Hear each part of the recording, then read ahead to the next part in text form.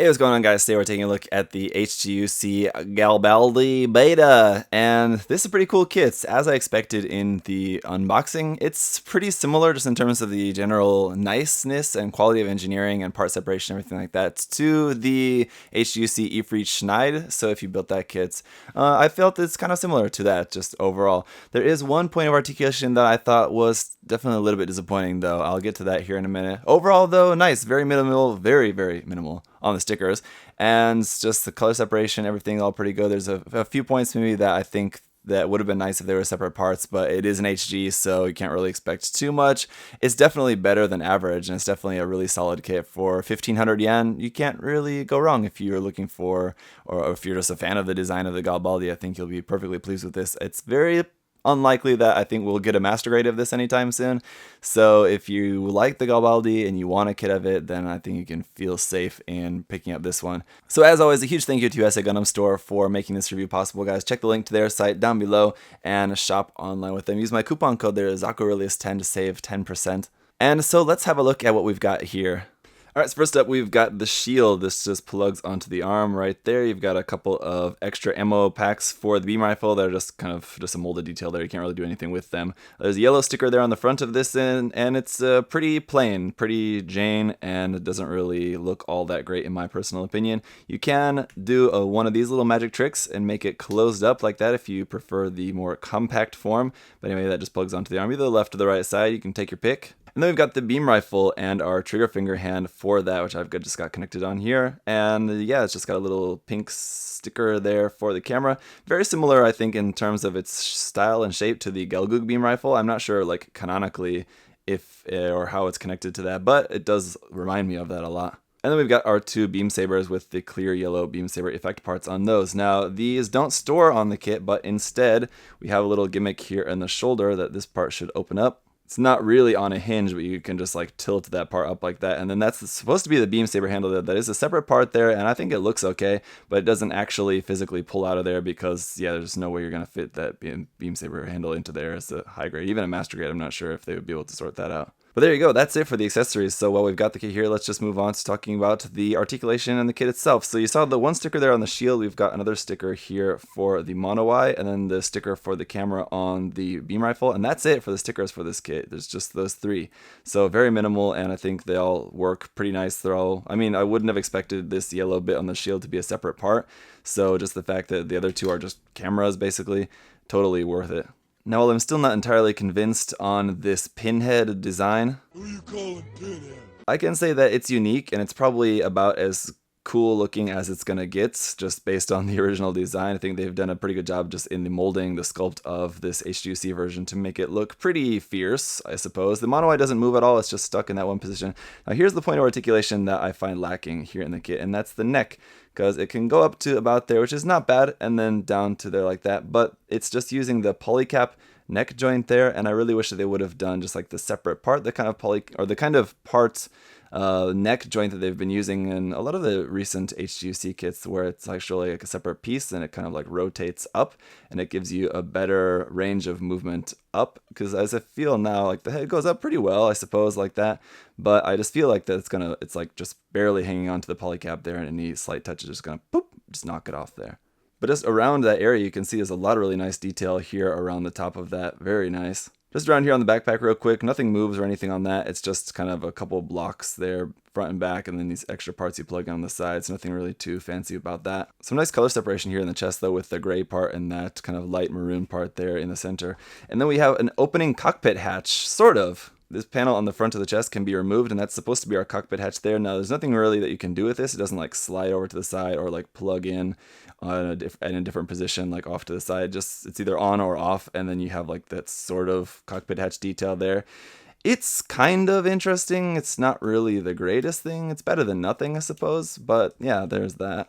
And then here in the stomach section, we've got a forward and back bend a little bit there, side to side, not really too much, and then just some rotation there. Now, the other point of articulation that I'm worried about is here in the stomach, because It's this kind of ball joint here where it's this ball that kind of plugs into like up into the front of the chest like that, and these have a tendency to come disattached very easily when you're bending the kit, and it's hard to get back in place without completely taking apart the torso to put that back into there. And like there, I've popped it back into place, but it's probably not in there very secure, and it's probably going to come out again over the course of recording this review. So again, it's the kind of thing that if you're just building and painting and like not really doing a whole lot of posing, it's not really anything you're going to have to worry about. But if you are the kind of person that you are going to want to like repose the kit around a lot and play with a lot, that's going to be popping out, and it's going to be kind of a hassle. Now getting back to the shoulders, we have similar to the Ifrit Schneid, the shoulder joint is almost master grade like in the way that it pulls out away from the body there and then swings forward like that to give you a really nice shoulder joint to the side. Now upwards, you also have a pretty nice movement there as you can bring that all the way up like that. Really good shoulders on this kit, very, very nice. There's no rotation at the top of the arm, but it actually rotates here just above the elbow joint, so you can rotate that and get a nice double bend there for a full bend of the elbow. You have a little gray vent there detail poking out the front of the arm. Very cool. The wrist is just on a ball joint, and then we have our holding hands here for the kit. As you saw, our other hand option is just the trigger finger hand, and that's it, so no open hands or anything for this guy. Down here to the skirt armor, the front skirts will just move forward and back like so. They're kind of on like a weird angle, so while it is moved forward, it's still going to be a little bit in the way of the leg, I think, just like here on the side, but we'll see. I don't know if it'll be too big of a problem. The side skirts will move up and down a little bit here, and again, nice detail of that little gray piece set inside the side skirt there. And then the back skirt doesn't move at all, but this one also has some pretty nice detail where it has this kind of inner part.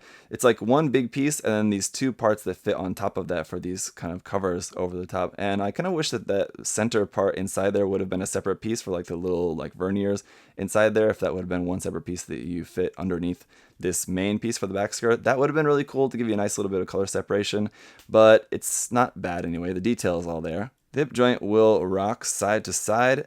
The legs themselves will rotate there at the top, and then you can bring that forward, get a nice double joint here in the knee. No separation of that knee armor though, but you do have a nice full double bend there at the knee.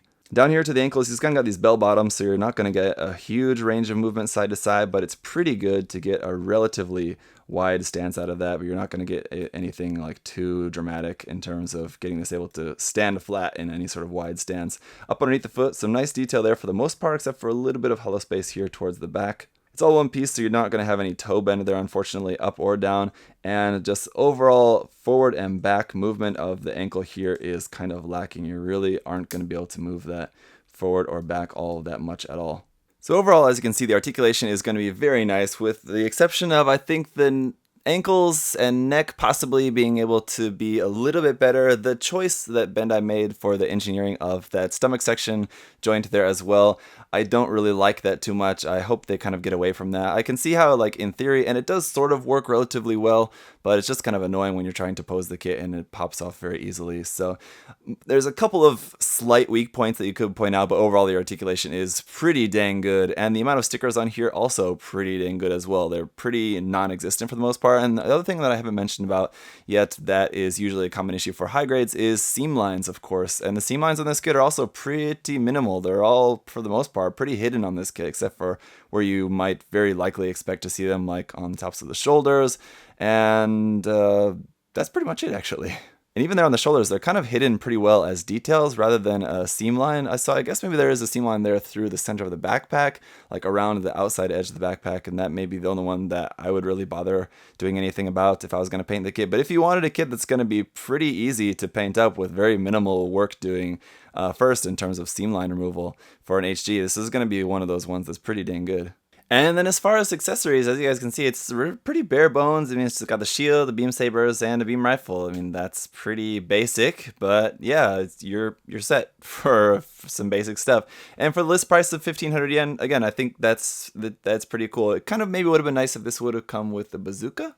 At least I think that it can possibly in canon use a bazooka. I'd have to actually go and check the wiki page on that, but overall, I think the accessories really won't leave you wanting either. The shield, like I said, it's a little bit plain. It doesn't really look that great, to be honest, but it's there, and I don't really know kind of what else they really could have done with that except for bulking it up with the one or two more parts in there for the back of that or something to give it a little bit more depth instead of just looking like a flat piece of plastic. But overall, I think it's a really great kit. Again, for the price, 1,500 yen, it's definitely worth it for that. And that's going to be pretty much it for the review, guys. Overall, I think in general, just the overall shapes and proportions of this make it look really good. Again, it's a design that I never really particularly liked that much, but I think they've done a really good job just with the molding of this kit to make it look probably about as good as possible. So yeah, there you go. If you guys have any other further questions or comments about this, of course, feel free to leave those down below. What do you guys think of it? Are you guys looking forward to any possible variations? Possibly a Gaz R and Gaz L coming out in the future? I don't know. I think that would be cool, kind of. They're pretty unique designs. Maybe if Bandai sold them as a set or something, I don't know if they would do that. A P Bandai set of the two of them. That could be interesting. What do you guys think? Anyway, thanks so much for watching. Thank you to USA Gundam Store again as well. And I'll see you guys in the next video. Hopefully you're having a great day. Bye-bye. Hey! Thanks for watching, guys. Remember, if you want to check the kit out for yourself, you can head over to USA Gundam Store. Use that coupon code ZakuAurelius10. Save yourself 10%. Thanks for watching, guys. See you next time. Bye-bye.